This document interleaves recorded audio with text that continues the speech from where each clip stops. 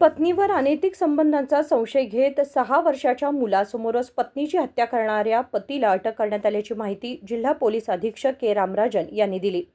मंगळवारी बेळगाव येथे पत्रकार परिषदेत ते बोलत होते। हत्या झालेल्या महिलेची ओळख शोभा परगोंडा सारवाड वय 35 अशी पटली असून तिचा पती परगोंडा संगप्पा सारवाड वय 35 हा या प्रकरणातील आरोपी आहे। 27 जूनच्या रात्री पती पत्नींमध्ये वाद झाला होता। या वादातून संतापलेल्या संगप्पाने पत्नीवर हल्ला करून तिची हत्या केल्याचे प्राथमिक तपासात समोर आले। पत्नी शोभा हिने नातेवाईकांशी तसेच कामाच्या ठिकाणच्या लोकांशी संवाद साधला, तरीही पती तिच्यावर संशय घेत असल्याने ती त्याच्या वर्तनाला कंटाळली होती असेही त्यांनी सांगितले। ಭಾನುವಾರ ಬೆಳಗಾವಿ ಜಿಲ್ಲೆಯಲ್ಲಿ ಭಾನುವಾರ 28/6/2026 ಬೆಳಗ್ಗೆ ಒಂದು ವ್ಯಕ್ತಿ ನನಗೂ ನನ್ನ ಹೆಂಡತಿಗೆ ಜಗಳ ಆಯಿತು, ನಾನು ನನ್ನ ಹೆಂಡತಿಯನ್ನು ಕೊಲೆ ಮಾಡಿ ಸಾಯಿಸಿ ಇಲ್ಲಿ ಬಂದಿದ್ದೇನೆಂದರೆ ಸೀದಾ ಒಂದು ವ್ಯಕ್ತಿ ಪೊಲೀಸ್ ಸ್ಟೇಷನ್ಗೆ ಬಂದಾದ ಮೇಲೆ ಹೋಗಿ ನೋಡಿದ್ದೀವಿ। ನಂದಗೌನ್ ಗ್ರಾಮದಲ್ಲಿ ಇರುವ ಔಜಿಕರ ಮಟ್ಟದಲ್ಲಿ ಒಂದು ರೂಮಲ್ಲಿ ಒಂದು ಲೇಡಿ ಮೃತಪಟ್ಟಿರ್ತಾರೆ।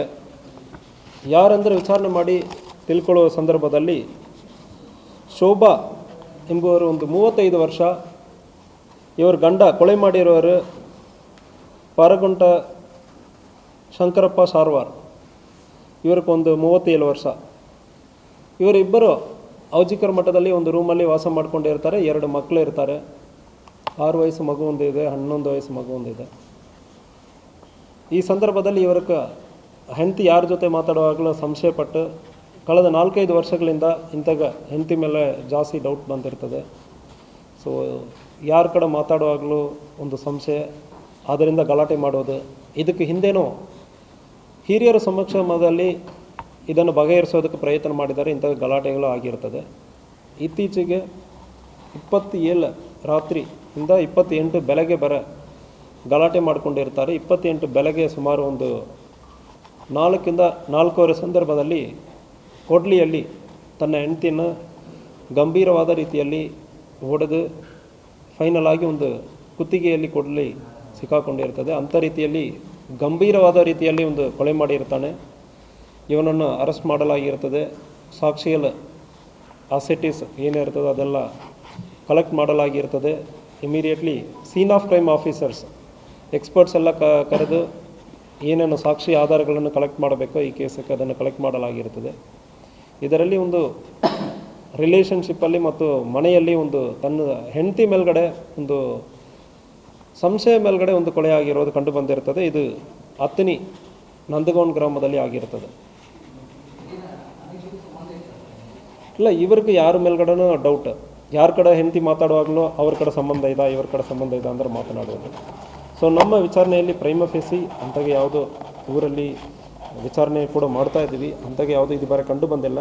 ವಿಚಾರಣೆ ನಡೀತಾ ಇದೆ, ಯಾವ ಕಾರಣಕ್ಕೆ ನಿಜವಾಗಿಲ್ಲ ಅಂತಾಗೆ ಇದೆ, ಆದರೆ ಕೂಡ it is a civil offence. ನಾವು ಹೇಳುವಾಗ ಸಿವಿಲ್ ಇನ್ ನೇಚರ್। ಸುಮಾರು 4-5 ವರ್ಷಗಳಿಂದ ಇವರು ಇಂತಾಗ ಡೌಟ್ ಮಾಡಿಕೊಂಡು ಹೆಂಡತಿಯನ್ನು ಹೊಡೆಯೋದು, ಅದಾದಮೇಲೆ ಹೆಂಡತಿಯವರು ಹಿರಿಯರು ಮನೆಯವರೆಲ್ಲ ಬಂದು ಸಮಾಧಾನ ಮಾಡೋದು, ಇಂತಾಗೆ ಇಲ್ಲ ಸ್ವಲ್ಪ ರಿಲೇಷನ್ಶಿಪ್ ಚೆನ್ನಾಗಿರಬೇಕು ಗಂಡ ಹೆಂಡತಿ ಅಂದರೆ ಬುದ್ಧಿ ಹೇಳೋದು, ಇಂಥ ಘಟನೆಗಳು ಹಿಂದೆ ಆಗಿದೆ। ಇಲ್ಲ, ಅದು ಬರೋಗೆ ಯಾವುದು ಬಂದಿಲ್ಲ।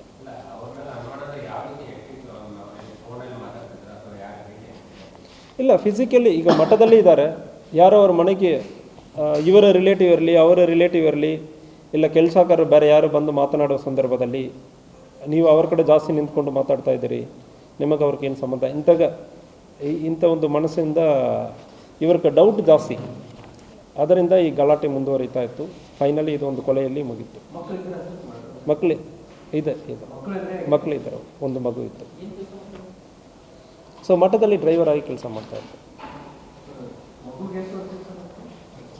6 ವಯಸ್ಸು ಇದ್ದ ಮಗುಗೆ 6 ವಯಸ್ಸು, ಇನ್ನೊಂದು ಮಗು 11 ವಯಸ್ಸು, ಇನ್ನೊಂದು इरलिಲ್ಲ। नेक्स्ट। या घटनेदरम्यान 6 वर्षाच्या मुलाच्या डोळ्यांसमोर हा प्रकार घडल्याचंही पोलिसांनी सांगितलं। आरोपीला अटक करून त्याची सखोल चौकशी सुरू आहे। विनोद कोलकार, KMM मराठी, बेळगाव।